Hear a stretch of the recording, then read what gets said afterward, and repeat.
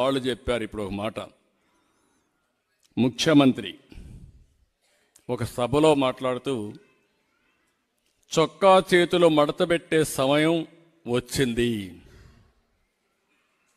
చొక్కా చేతులు మడత పెడతాడంట.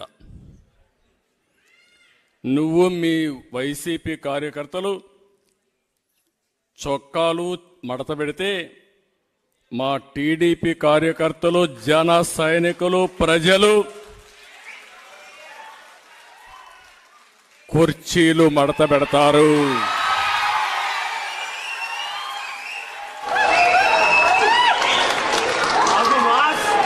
మళ్ళీ చెబుతున్నా,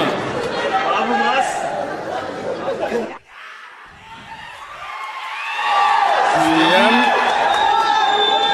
ఈరోజు సభలో మాట్లాడుతూ చొక్కా చేతులు మడత పెట్టే సమయం వచ్చింది.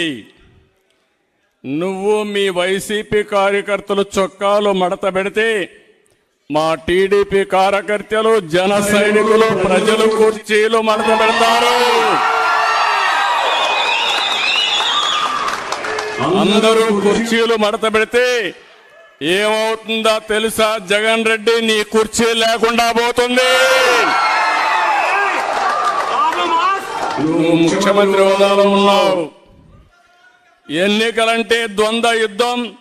చొక్కాలు చేతులు కుర్చీలు మడత పెట్టడం కొట్టుకోవడానికి కాదు. ఆ విషయం గుర్తుపెట్టుకొని ప్రవర్తిస్తే మేము కూడా గౌరవంగా ఉంటాం. కబద్దార్, జాగ్రత్తగా ఉండమని మరొక్కసారి సభ ద్వారా హెచ్చరిస్తున్నా. మంచికి కూడా హద్దులుంటాయి.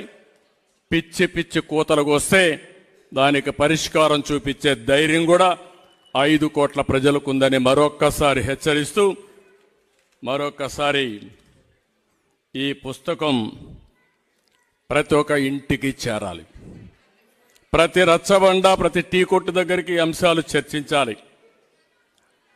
5 ఏళ్ల నరకాన్ని 54 రోజులు మీరు చర్చించాలి. ప్రజల్ని చైతన్యవంతులు చేసి ముందుకు పోవాల్సి కోరుకుంటూ, మరొక్కసారి ఈ పుస్తకాన్ని రాసినటువంటి సురేష్ కుమార్ గారిని 5 కోట్ల ప్రజల తరపున మనస్ఫూర్తిగా అభినందిస్తూ, ఒక చక్కని ఆయుధాన్ని మీరు ప్రజలకు ఇచ్చారు. మీ విధ్వంసం ద్వారా ప్రజా చైతన్యాన్ని రగిల్చారు, ప్రజాస్ఫూర్తిని కల్పించారు. అలాంటి బ్రహ్మాండమైన పని చేసిన మిమ్మల్ని అమరావతి